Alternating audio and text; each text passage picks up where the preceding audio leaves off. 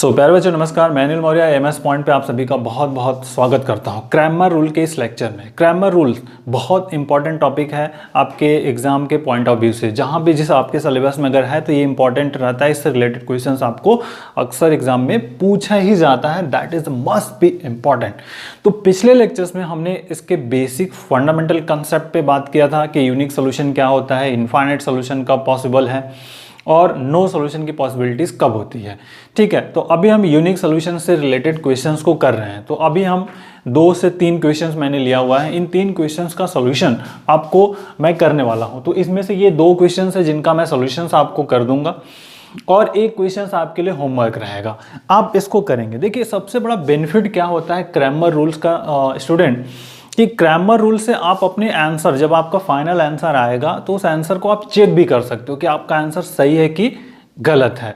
अगर आंसर कैसे चेक करना है वो मैंने पिछले लेक्चर में भी बताया था और इस लेक्चर में भी, कि अगर XYZ की जो वैल्यू हम फाइंड आउट करेंगे इस लेफ्ट हैंड साइड में रख देंगे XYZ, और अगर राइट हैंड साइड के इक्वल होता, लेफ्ट टू राइट मिल जाए, तो आप कह सकते हो कि जो वैल्यूज आपकी है वो जो करेक्ट है, सही है। ठीक है, तो आइए इसके सॉल्यूशंस की बात करते हैं कि इस क्वेश्चंस के जो फंडामेंटल कंसेप्ट बेस्ड सॉल्यूशन है उनको हम कैसे करने वाले हैं। तो कह रहे निम्न समीकरण निकाय को नियम क्रैमर नियम से हल करना है, solve by the Cramer rules. ठीक है, देखिए बहुत इंपॉर्टेंट है क्रैमर रूल से सॉल्व करना। कैसे करेंगे आपको पता है, तो ये एक क्वेश्चन आपका होमवर्क रहेगा। बाकी के जो 2 क्वेश्चंस हैं इन दोनों को मैं सॉल्व करने वाला हूं। This is question number 1 2 3 something. तो सबसे पहले स्टूडेंट जरूरत क्या है, पहले हमें डिटरमिनेंट्स की जरूरत होगी। तो पहले हम क्वेश्चंस को लिख लेते हैं। जो क्वेश्चन 1 है हमारा, x plus y plus z is equal to 8, 4x plus 2y plus z equal to 11 and this is 9x minus 3y plus z equal to 6। ये मस्त बहुत ही इंपॉर्टेंट होता है, क्वेश्चंस का पार्ट है कैसे करना। व्हाट इज द डी, हमें डी फाइंड करना है। किसी क्वेश्चंस में आपको डेल्टा मिलेगा, that is the part of D, कि how to find D. D को कैसे फाइंड आउट करोगे, सॉरी। अब देखिए ये क्वेश्चन नंबर 1 हो गया। इस क्वेश्चन नंबर 1 का सॉल्यूशन हमें करना है। तो सबसे पहले हम डी फाइंड करते हैं, डेल्टा फाइंड करते हैं, जो आपके हो गए अलग अलग बुक्स में अलग अलग होते हैं। तो हमें डी को फाइंड करना है कि तो what is the D. D क्या होता है इसके बारे में आपको पता होना चाहिए। डी जो होता है XYZ का जो कोफिशिएंट होगा उसका कलेक्शन है। ठीक है, इन टर्म ऑफ डिटर्मिनेंट सारणी के रूप में इसको हम लिखते हैं। XYZ का कोफिशिएंट 1 1 1, यहाँ पे 1 1 1। Okay, 4 2 minus 4 2 1, this is 4 2 1 and is here 9 minus 3 and 1, that value is D। अब D1 की बारी है कि what is the D1। D1 क्या होगा स्टूडेंट, देखिए D1 को हम कैसे लिखेंगे, सबसे बड़ा क्वेश्चन ये है। तो इधर हम यहाँ पे लिख लेते हैं कि राइट जो एक कांस्टेंट है ना, इसको हम कहीं पे रिप्रेजेंट कर देते हैं 8 11 6। अब लिखने का तरीका आपको मैं बताता हूँ। देखिए जो D1 होता है ना वो x से रिलेटेड होता है। तो x से रिलेटेड होने का मतलब है कि जो XYZ के गुणांक है, मतलब यहाँ पे 1 है 4 है 9 है, ये 1 4 9 जो है ना ये इस वाले से रिप्लेस हो जाएगा। क्या होगा, चेंज हो जाएगा। तो इस 1 4 9 के जगह क्या आ जाएगा 8 11 6, और जो रिमेनिंग है वो एट इट इज रहेंगे अपने प्लेस पर। कौन से, ये 1 2 माइनस 3 एंड 1 1 1, ये अपने प्लेस पर एट इट इज रहेंगे। नेक्स्ट अब D2 की बारी है कि what is the D2। D2 को कैसे आप राइट अप करोगे। देखिए D2 is must be important. D2 जो हमारा होता है स्टूडेंट वो किससे रिलेटेड होता है आपका, D2 जो रिलेशन है ये y से रिलेटेड होता है। तो जो इसमें ये y है, y के जो कोफिशिएंट है d में वो इस वाले टर्म से रिलेट हो जाएंगे। तो मतलब फर्स्ट वाला जो होगा 1 4 9 एट इट इज। अब जो d है देखिए कौन सा, जो y का है 1 2 माइनस 3 से रिप्लेस होगा 8 11 6। ठीक, एंड अनदर्स जो लास्ट वाला है 1 1 1 अपने जगह। ओके, अब D3 की बारी है। D3 का रिलेशन जो होता है ना Z से होता है। तो जो Z के कोफिशिएंट होंगे 1 1 1, मतलब ये जो थर्ड वाला है ये रिप्लेस हो जाएगा इस वाले से। तो 1 4 9 at it is 1 2 -3 at it is, और इस प्लेस पर जो आ जाएगा आपका क्या, अब 8 11 6। ठीक, अब इनका हमें वैल्यूज निकालना है। तो हमने जब D1 D2 D3 find out कर लिया, अब इसके बाद इसका एक्सपेंशन करके आपको वैल्यूज को फाइंड करना है। तो एक्सपेंड पहले D फाइंड करेंगे। अब तो आइए, अब इस पोर्शन को हटा देता हूं मैं यहाँ से, क्योंकि हमें D की जरूरत है, तो हम D फाइंड करेंगे। तो एक्सपेंड करना आपको पता है कैसे करते हैं, एक मैं डिटेल्स में कर दे रहा हूं, बाकी के रिमेनिंग्स फिर डायरेक्ट करेंगे। देखिए 1 एक्सपेंशन करना है, फर्स्ट रो के थ्रू कर रहे हैं, फर्स्ट रो मतलब इसके थ्रू आपको एक्सपेंड करना है। तो देखिए कैसे करते हैं स्टूडेंट, 1 फिर एक छोटा सा यहाँ पे एक डब्बा ये बना लीजिए सिंपल, और 1 को हाइड करना है, मतलब ये हाइड कर लीजिए और ये हाइड कर लीजिए, जो रिमेनिंग एलिमेंट्स बचे 2 1 -3 1 2 1 -3 1 ऐसे लिख लीजिए। इस तरह से करेंगे तो कभी गलत नहीं होगा आपका। एनदर्स, अब इस सेकंड वाले की बारी है, तो ये वाला हाइड होगा second column and second first row, 4 9 1 1 4 9 1 1 हो गया। ठीक, एंड +1 और इज इंपॉर्टेंट, अब ये छिप गया 4 2 9 -3 4 2 9 -3। अब इसकी वैल्यूज, ये वैल्यू आपको पता होनी चाहिए। अगर डिटरमिनेंट इस तरह से है कि A1 B1 है, A2 B2 है, तो इसकी वैल्यू होती है इन दोनों का मल्टीपल, मतलब A1 B2 minus A2 B1, पहले इन दोनों का मल्टीपल फिर माइनस इन दोनों का मल्टीपल्स। तो इसी को आपको सिंप्लीफाई कर लेना है कि ये वैल्यूज हमारे पास क्या हो जाएंगे। देखिए सिंप्लीफाई करेंगे तो यहाँ पे कितना होगा 1, मतलब 2 माइनस होता है पहले से, तो यहाँ पे 2 + 3 आ जाएगा। ठीक, माइनस, अब देखिए यहाँ पे 1 है, यहाँ कितना आएगा 4 -9 और +1 यहाँ पे हो जाएगा -12 और फिर -18। अब सिंप्लीफाई कर लीजिए, यहाँ पे 5, ठीक, और फिर देखिए यहाँ पे -5 आएगा और प्लस माइनस है, तो यहाँ पे +5 हो गया, और ये कितना हो गया -12 है, और ठीक है -18 है, तो माइनस कितना हुआ 30 हो गया, और यहाँ पे हो गया -20। तो डी की वैल्यू हमें कितनी फाइंड आउट होगी, डी की वैल्यू हो गई -20 हमने फाइंड आउट कर लिया, मतलब डी इज इक्वल टू हमें मिल गया -20। जब इसको आप एक्सपेंड कर दोगे तो डी की वैल्यू हमें मिल गई -20। Okay, clear. अब D1 का एक्सपेंशन अब देखिए इसके अकॉर्डिंग्स करना है 8। अब क्या करना है ये छिपेगा, इन दोनों का मल्टीपल मतलब 2 और माइनस इन दोनों का मल्टीपल, तो माइनस होता है पहले से, और एक यहाँ पर माइनस है, तो माइनस माइनस मिल के कितना होगा प्लस होगा, +3 हो गया, प्लस माइनस यहाँ मिडिल में हमेशा माइनस रहता है। अब ये छिप गया और ये छिप गया, बचा क्या, ये और ये बचेंगे और ये बचेगा, तो 11 × 1 11 हो गया, और 6 × 1 -6 हो गया। अब देखिए +1 अगला, ये छिप गया ये, अब इन दोनों का मल्टीपल -33 और माइनस, तो माइनस यहाँ पर 33 हो गया और -12। बस आप सिंप्लीफाई कर लीजिए, देखिए 3 2 5 and 4 कितना होगा 40 हो गया, 3 5 हो गया और 8 5 जा 40। यहाँ देखिए 11 में सिर्फ 6 चला गया, 5 बचा, और यहाँ -1 है, तो क्या हो जाएगा -5। ठीक, यहाँ पे देख लीजिए ये कितना है आपका -33 और -12, तो -33 और -12 मिलके हो जाएंगे आपके 5 और 3 4 45 -45। अब ये देखिए कितना हो गया -45 -50 और 10, मतलब यहाँ पे मिल गया -10। कौन सी वैल्यूज, D1 की वैल्यू मिल गई कितने हमें -10 फाइंड आउट हो गया। Okay, clear. अब आइए D2 के बारे में बात करते हैं। D2 देखिए फिर से एक्सपेंशन, D2 1, तो ये छिपा 11 × 1 और 6, मतलब 11 - 6। ओके, नेक्स्ट आइए -8 ब्रैकेट में, अब ये छिप गया, ये बचा, ये बचेगा। देखिए ये जब छिपने के बाद जो बचा आपका, और ये छिपने के बाद कौन सा बचेगा 4 1 बचेगा, 9 1 बचेगा, तो 4 × 1 4 -9, पहले ये होगा मल्टीपल और +1 फिर। अब देखिए ये छिप गया 24 - 99, 24 6 4 जा और -99 इज इक्वल टू, अब आइए यहाँ देखिए 5। ठीक, यहाँ से अब निकाल लीजिए -5 होगा, -5 और यहाँ -8 है तो +40, ठीक। और यहाँ से अब जो निकलेगा आपका 99 में से 4 माइनस कर दीजिए, माइनस हो जाएगा 5, 9 में से 4 चला गया 5 और यहाँ पे हो गया आपका 9, 7, 75। तो अब ये 45 और -75 तो मिलके हो गया -30। तो ये D2 की वैल्यूज निकल गई। अब D3 की वैल्यू निकालना है, सही करते हैं। तो D3 देखिए एक्सपेंड करना है 1 इंटू ये क्या होगा, 1 छिपेगा, ये छिपेगा, बचा क्या 2 4 6 जा 12 और -33। तो प्लस, चूंकि माइनस है पहले से हो जाएगा तो 12 + 33 हो गया, -1 ब्रैकेट, ये छिप गया, ये छिप गया, बचा क्या ये 24 - 99।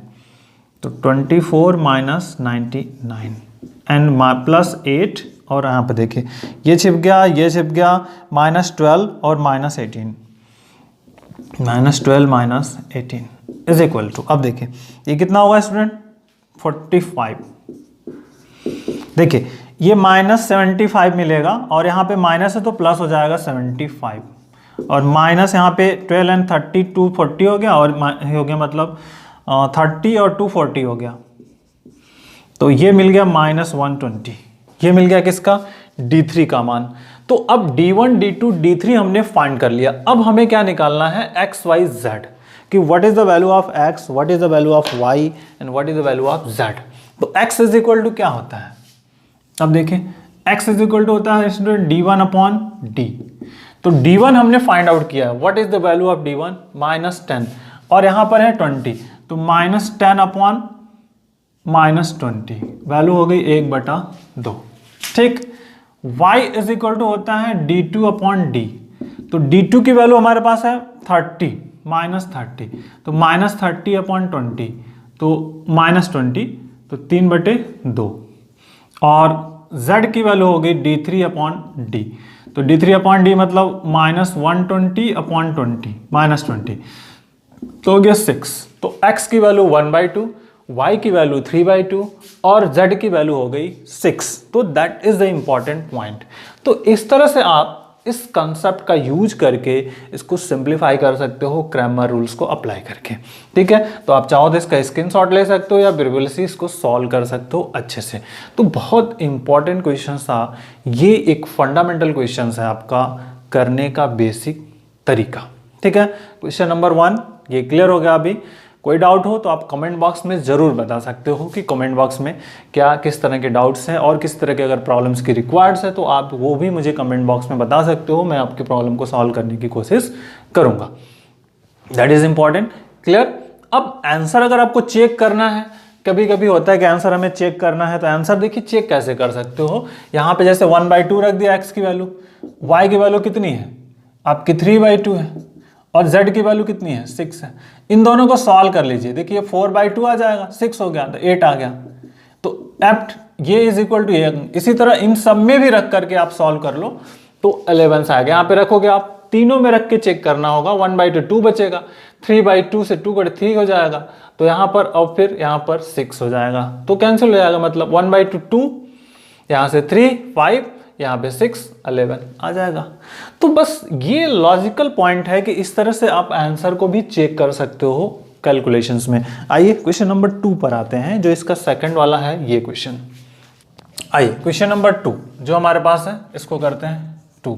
देखिए x + y + z = 6, x - y + z = 2 and this is 2x + y - z = 1, ठीक है।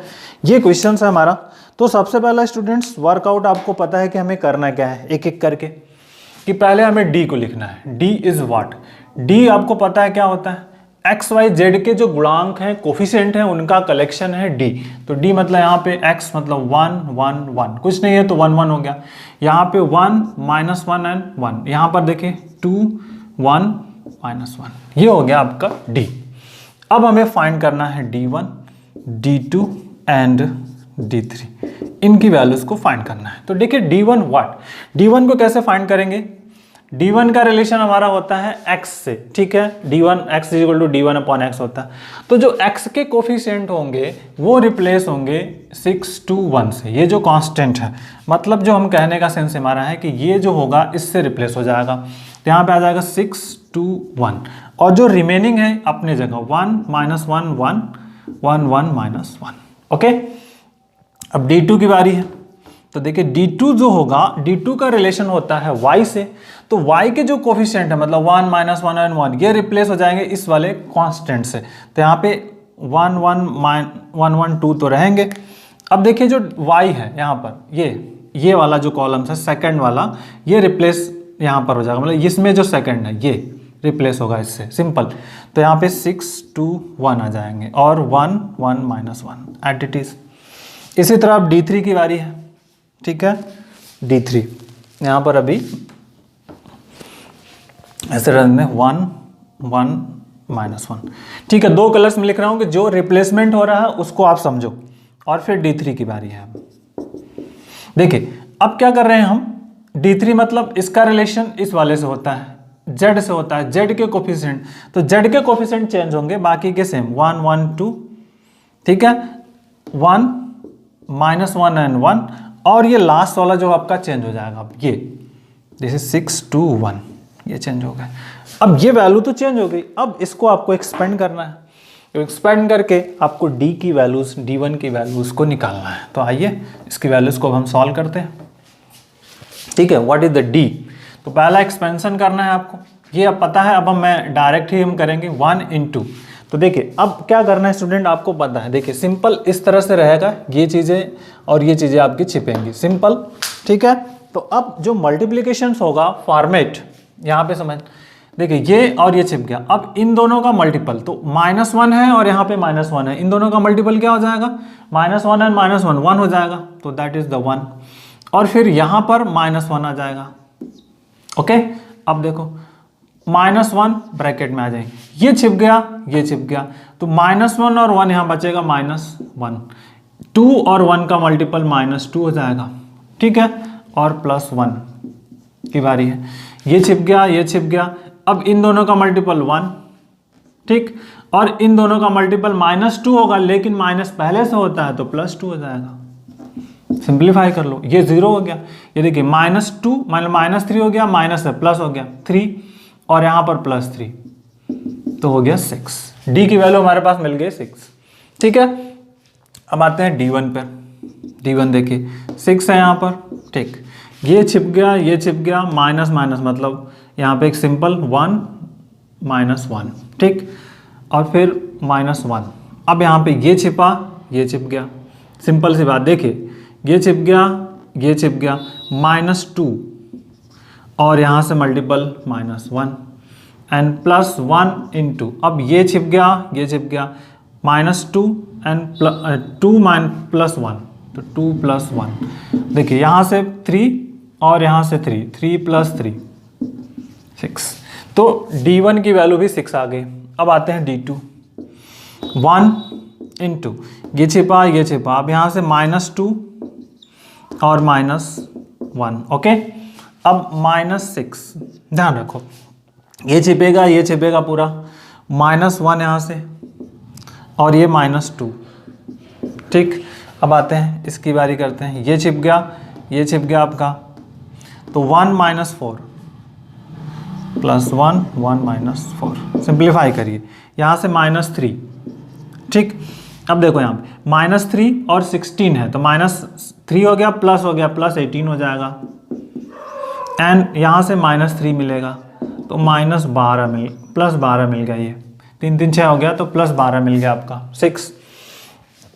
अब D3 की बारी, D3 देखिए, D3 हमारे पास क्या मिलेगा, यहाँ से 1 एक्सपेंड कर दीजिए, ये छिप गया, ये छिप गया, -1 -2, -1, ये छिप गया, ये छिप गया, 1 - 4, ओके। ये देखिए पूरा ये गैप कर दीजिए, इसका इसमें मल्टीपल, इसका इसमें मल्टीपल, तो ये हो गया 1 - 4 और +6 into, ये छिप गया, ये छिप गया, आपका बचा क्या 1, और यहाँ पे -2 होगा, बट माइनस पहले से होता है तो +2 हो जाएगा, तो 1 + 2, ठीक है, सिंप्लीफिकेशन, यहाँ से -3, यहाँ से +3, ठीक, समझिए -3 +3, और यहाँ से हो गया 18, तो ये कैंसिल होगा, मतलब 18 मिल गया।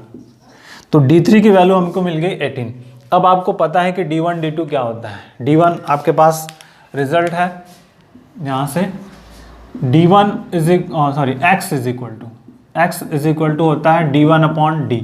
तो D1 आपके पास है, हमने फाइंड कर लिया है यहाँ पर 6, तो 6/6 that is the 1। y is equal to होता है D2/D। D2 हमने फाइंड किया हुआ है, दैट इज D2 इज 12, तो 12/6 इज 2। एंड D3 है आपका यहाँ पे अगेन 18 है, so that is z is equal to D3/D। तो D3 हमारे पास फाइंड आउट कितना किया हमने, 18 को फाइंड किया, तो 18/6 हो जाएगा, 18/6 इज 3। तो आपका रिजल्ट मिल गया, x is equal to 1, y is equal to 2, z equal to 3। ये वैल्यू मिल गई। इन्हीं वैल्यूज पे हमारा आंसर, इसमें हमें चेक करना है, सिंपली हम वैल्यू को रख करके चेक कर सकते हो आप। देखो 1 रख दिया यहाँ पे, 1 + 2 + 3 6 आ गया। यहाँ देखिए इस वाले में क्या रखेंगे, 1, ठीक है, 1 - 2, और यहाँ पे +3 आ गया, ठीक है। तो 1 - 2 यहाँ पे देखिए 2 आ जाएगा, इज इक्वल टू 2 आ गया ना। और यहाँ पर भी रख देना है, तो 2 - 2 + 2 और -3, तो 1 आ गया। तो लेफ्ट ये आपस में इक्वल्स हो जाए। तो इस तरह से आप आंसर अपना चेक कर सकते हैं स्टूडेंट। तो अब जो ये क्वेश्चन नंबर 3 है, ये आप होमवर्क में है। अब इसका आंसर आप मुझे कमेंट बॉक्स में सॉल्व करके ज़रूर बताएंगे। Okay, so take care, thank you, bye bye, जय हिंद।